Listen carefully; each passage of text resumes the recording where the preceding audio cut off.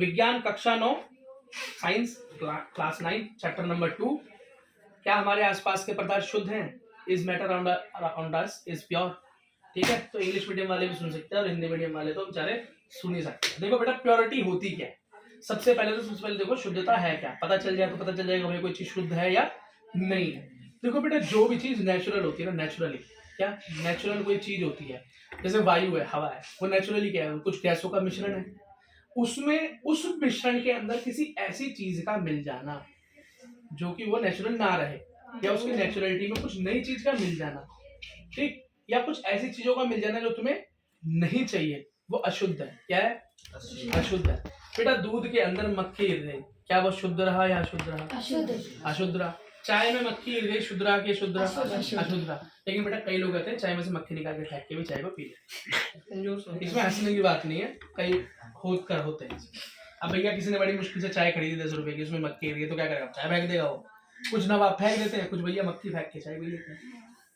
ठीक है, होता है, देखा है कभी। कई लोग तो कॉकरोच निकाल के फेंक देते हैं सब्जी में से, फिर भी खा लेते हैं, कोई फर्क नहीं। तो ये देखो, क्योंकि जो मक्खी है वो हमें उसके अंदर नहीं चाहिए। वो क्या है? उसके अंदर हमें नहीं चाहिए, क्योंकि मक्खी का तो उसमें कोई काम है नहीं, तो वो क्या हो गया? अशुद्ध हो गया।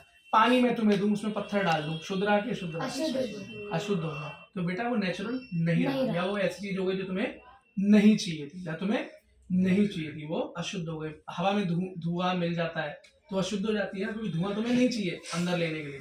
ये बेटा शुद्धता और अशुद्धता होती है। मान लो शुद्ध घी है, अब घी में कोई रिफाइंड मिला के दे दे तुम्हें, तो रिफाइंड भी तो शुद्ध ही है, लेकिन घी के अंदर नहीं चाहिए, इसलिए घी कैसा हो गया? अशुद्ध हो गया। बात समझ में आ गई? देखो बेटा, मिश्रण क्या है? मिश्रण कैसे कहते हैं? दो चीजों को, दो अलग अलग प्रकार के पदार्थ को आपस में मिला देने को मिश्रण बोलते हैं। जैसे कि भुजिया नमकीन खाई है ना, मिश्रण वाली मिक्सचर, तो क्या है, कई चीजें उसके अंदर, या अलग अलग 2-3 चीजें उसके अंदर मिला देते हैं, दो मिश्रण कहलाता है। पानी को चीनी में मिला दिया, क्या हुआ?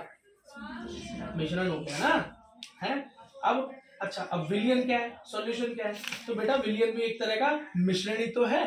विलयन, उसको बेटा एक तरह का मिश्रण ही तो कहेंगे। जैसे, लेकिन इसके अंदर दो होता है। एक तो होता है बेटा होमोजीनियस, समांगी, और एक होता है हेट्रोजीनियस, मतलब असमांगी या विषमांगी। इस समांगी क्या है? समांगी का मतलब जिसमें एक तरह की चीजें आपस में मिले। मानो में गैस, हवा जो है, हवा क्या है? हवा एक समांगी मिश्रण है। होमोजीनियस, इसका मतलब दोनों एक तरह की चीजें आपस में मिली हुई है। हवा में CO2 है, कार्बन डाइऑक्साइड है, तो दूसरी तरफ ऑक्सीजन है, नाइट्रोजन, सब है तो गैस है। क्या है? गैस है। अब इसमें मैं धूल मिला दूं तो क्या होगा? अशुद्ध हो जाएगी। लेकिन जब कोई दो अलग अलग तरह की चीजें मिलकर एक मिश्रण बनती है, होती वो भी शुद्ध है, लेकिन जब अलग अलग तरह की, समझ लो सॉलिड मिल गया लिक्विड में, जैसे चीनी मिला दी पानी में, क्या पानी अशुद्ध हो गया? अगर चीनी साफ है तो नहीं ना, लेकिन है तो मिश्रण, वो क्या है? हेट्रोजीनियस मिक्सचर की कैटेगरी में चला जाता है। लेकिन कई लोग उसको होमोजीनियस भी बोलते हैं भैया मिलने के बाद तो चीनी होल लिक्विड ही जाती है ना, तो चाय पत्ती को मिला दो, चलो दूध में, चाय पत्ती को दूध में जब तुम मिलाते हो तो हेट्रोजीनियस भी तो होगा। कैसे? चाय पत्ती पूरी तरीके से घुलती नहीं, बस अपना रस उसके अंदर छोड़ देती है, उसे तुम आराम से छान के बाहर निकाल सकते हो। बेटा, यही इस तरह के जो हमारे मिश्रण होते हैं ना, इन मिश्रणों के अंदर कुछ बार तो हम मिश्रणों को अलग से छांट सकते हैं, और कई बार मिश्रणों को अलग से नहीं छांट सकते। पानी के अंदर नमक मिला दूं, छांटना बहुत मुश्किल है। एक ही तरीका है उसको छांटने का, पानी को सुखा दो, छत पे डाल दो धूप में, सूख जाएगा पानी तो नमक बच जाएगा, लेकिन छन्नी से नहीं निकाल सकते। लेकिन सौंफ में मिश्री मिला दूं तो हाथ से छान लोगे, टाइम लगेगा, लेकिन छान लोगे ना, छान सकते हो ना, बस यही है। अगला क्या है? कॉन्सेंट्रेशन। बेटा, कॉन्सेंट्रेशन का क्या मतलब है? शुरुआती चैप्टर में मैंने क्या बताया था? पानी के बीच में कुछ गैप होता है, क्या होता है? अब उसके अंदर मैं सॉलिड डाल दूं तो गैप कम हो जाएगा, क्या हो जाएगा? कम हो जाएगा। अगर मैं उसके, एक पानी है, उस पानी, मान लो एक भिगोने में तुमने पानी रखा, चाय बनाने के लिए छोटे से बर्तन में पानी रखा, उसमें 1 चम्मच चीनी डाली, घोली, फिर 2 चम्मच डाली, घोली, क्या उसमें एक कट्टा चीनी बोल सकते हो? नहीं। क्यों?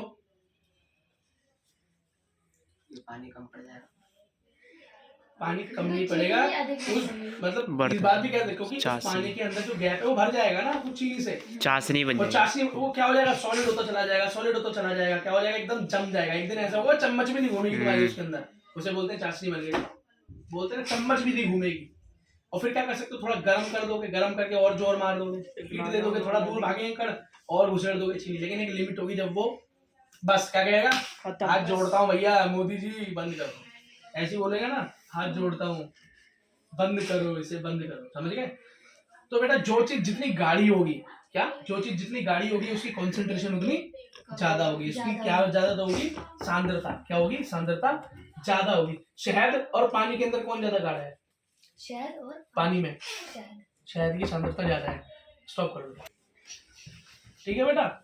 तो अब इसको निकालने का भी कोई फॉर्मूला दे रखा है क्या, हाँ बेटा इसको निकालने का एक फॉर्मूला दे रखा है, उस फॉर्मूले पे कैमरामैन आप फोकस करो, उसके ऊपर एक क्वेश्चन भी है, अगर पेपर थोड़ा अच्छा बनाने की कोशिश करेगा टीचर तो हो सकता है तुमको फॉर्मूला भी आना चाहिए। हम फॉर्मूले पे फोकस नहीं करेंगे, टीचर सीधा फॉर्मूला बता के बच्चों को डराने की कोशिश करता है, हम सीधा क्वेश्चन करेंगे, जिस पे किताब है वो किताब देखे, नहीं तो बोर्ड देखो। आओ बेटा जल्दी देखो, एक विलियन है, क्या है, विलियन मतलब मिश्रण है, कैसा, 320 ग्राम उसकी वेट दे रखी है। पानी विलायक, विलायक क्या होता है जरा इस बात को भी याद रखना, विलायक जो अधिक मात्रा में हो उसे विलायक बोलते हैं, वो है पानी, क्या है, पानी कितना है, 40 ग्राम। नहीं क्वेश्चन सॉरी गलत हो गया बेटा, दोबारा देखो, क्वेश्चन में लिखा हुआ एक विलियन के 300 ग्राम विलायक, मतलब पानी दे रखा है, पानी दे रखा है 320 ग्राम, और वो क्या है, विलायक। और मैंने बताया तुमको विलायक क्या होता है, जो अधिक मात्रा में हो, और दूसरा होता है बेटा विलय, क्या, जो कम मात्रा में हो, वो दे रखा है नमक, क्या दे रखा है, नमक, ये क्या है 40 ग्राम। अब एक होता है विलायक जो अधिक मात्रा में हो, एक होता है विलय जो कम मात्रा में हो, मतलब जिसमें मिले वो विलायक और जो मिले वो विलय, और इन दोनों को मिलके बनता है विलियन, क्या बनता है, बेटा ये चीज याद हो गई, इस बात को ध्यान रखना है, आगे तक तुम्हारी जान खाएगी साइंस में, 11वीं 12वीं में पीछा नहीं छोड़ेगी, ठीक है। अच्छा, एक दे रखा है 320 ग्राम, एक दे रखा है 40 ग्राम, जरा विलियन बना ले, तो 320 ग्राम पानी में 40 ग्राम मिलेगी चीनी, बना ले, तो बेटा क्या हो गया, टोटल क्या हो गया, बोलो, 360 ग्राम का विलियन बन गया, 360 ग्राम क्या बन गया तुम्हारा, विलियन बन गया, समझ में आ गया। अब बेटा इसकी क्या निकालनी है, हमें सांद्रता निकालनी, क्या निकालनी है, सांद्रता निकालनी है, या इसका परसेंटेज निकालना है, क्या निकालना है, विलियन का द्रव्यमान प्रतिशत, विलियन का द्रव्यमान प्रतिशत। विलियन क्या है बेटा, विलायक है, और विलियन या विलय या विलियन, ये इसका बेटा हमें क्या निकालना है, परसेंटेज निकालना है, द्रव्यमान का परसेंटेज, कौन कौन कितने कितने द्रव्यमान में इसमें है, ठीक है। तो सबसे ऊपर आता है बेटा इसके अंदर विलय का, क्या, विलय का द्रव्यमान, विलय का, ठीक। अब मुझे खुद बताना तुम विलय क्या है, और नीचे विलियन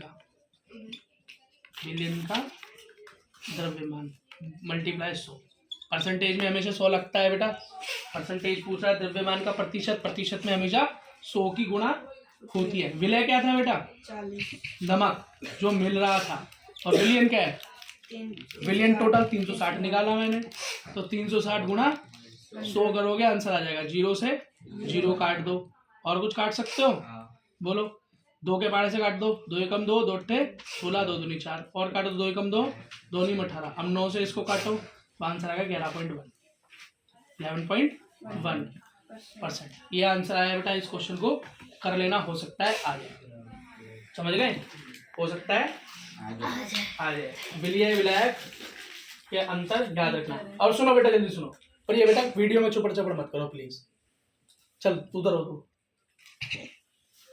ये चीज मंगा दो ये बेटा उधर हो जा, लेके तू आया ना, बिना बात बच्चों का टाइम खराब करते हो। देखो निलंबन क्या है, निलंबन का मतलब है बेटा जो भी ऐसा मिश्रण जिस मिश्रण के अंदर तुम कणों को देख सको, ऐसा मिश्रण जिसके अंदर तुम कणों को देख सको, जैसे कि हवा के अंदर धूल होती है, दिखाई तो नहीं दे रही, लेकिन जब गर्मियों में देखोगे, जब धूप आती है, स्कूल के कमरे में देखा ना धूप आती है, तो उस धूप के अंदर तुम देख सकते हो कण घूम रहे होते हैं, क्या घूम रहे होते हैं, उसको बेटा निलंबन बोलते हैं, क्या बोलते हैं, निलंबन बोलते हैं। सबसे पहले जिस आदमी ने इसको देखा था उस साइंटिस्ट का नाम था टिंडल, इसलिए इसका नाम दिया टिंडल इफेक्ट। क्या दिया, टिंडल इफेक्ट। क्या बोलोगे टिंडल इफेक्ट, टिंडल इफेक्ट का मतलब है जब किसी भी पदार्थ में, चाहे दूध का गिलास हो, चाहे चीनी का गिलास हो, चाहे शिकंजी बनी हुई हो, उसके अंदर जब प्रकाश को गुजारा जाए, टॉर्च मारी जाए, या हवा जब खिड़की से रोशनी अंदर आए, उसमें जो धूल के कण जिगजैग करते हुए दिखाई देते हैं, जिगजैग करते हुए मतलब मोशन करते हुए, चलते हुए दिखाई देते हैं, ठीक है बेटा, ठीक है बेटा, ठीक है, जो दिखाई देते हैं कण मूव करते हुए, उसको हम निलंबन बोलते हैं या टिंडल इफेक्ट बोलते हैं। हो सकता है क्वेश्चन आ जाए टिंडल इफेक्ट क्या है। दूसरा क्वेश्चन क्या है बेटा, कोलोइडल। कोलोइडल क्या, कोलोइडल सॉल्यूशन, क्या कोलोइडल सॉल्यूशन। कोलोइडल सॉल्यूशन और निलंबन में बेटा यही अंतर है कि कोलोइडल सॉल्यूशन के अंदर भी इसी तरह के तत्व होते हैं लेकिन नजर नहीं आते, बहुत मुश्किल से मैग्नीफाइंग ग्लास की मदद से देख पाओगे, नंगी आंखों से बहुत कम देख पाओगे। लेकिन इन दोनों, इनका बेटा कोलोइडल सॉल्यूशन का क्या है, अगर तुम इसको शांत रख दो, क्या रख दो, शांत रख दो, मतलब ग्लास को तुम शांत रख दो, उसके अंदर कण जो है धीरे धीरे थोड़ी देर बाद वो कण क्या होंगे, जमीन पे बैठ जाएंगे। ये इसकी क्या है, क्वालिटी है, क्या है, क्वालिटी। याद करो, लिखने को आता है, ठीक है बेटा।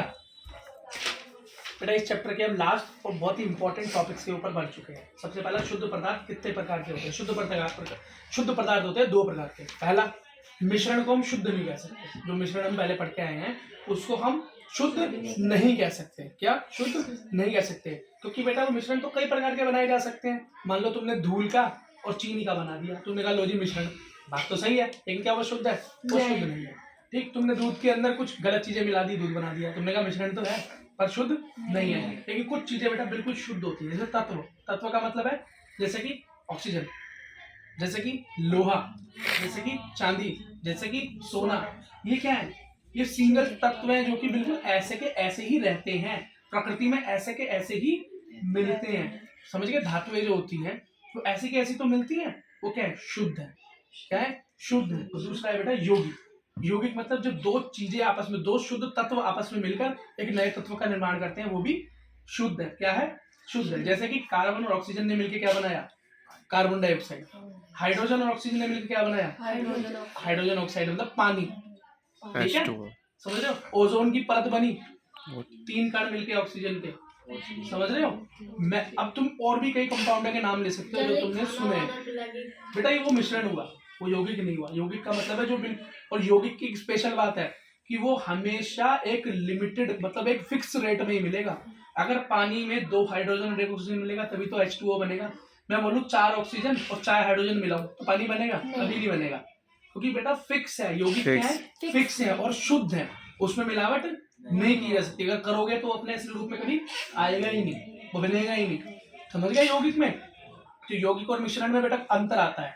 तो यौगिक और मिश्रण में सबसे पहला अंतर तो ये है कि मिश्रण को तो आराम से अलग किया जा सकता है या कुछ प्रक्रिया लगाकर अलग किया जा सकता है, जैसे छान लो, वाष्पीकरण कर लो, लेकिन यौगिकों को अलग करना इतना आसान नहीं है। दूसरी बात, मिश्रण शुद्ध हो सकता है और अशुद्ध भी हो सकता है, लेकिन यौगिक तो शुद्ध ही होता है।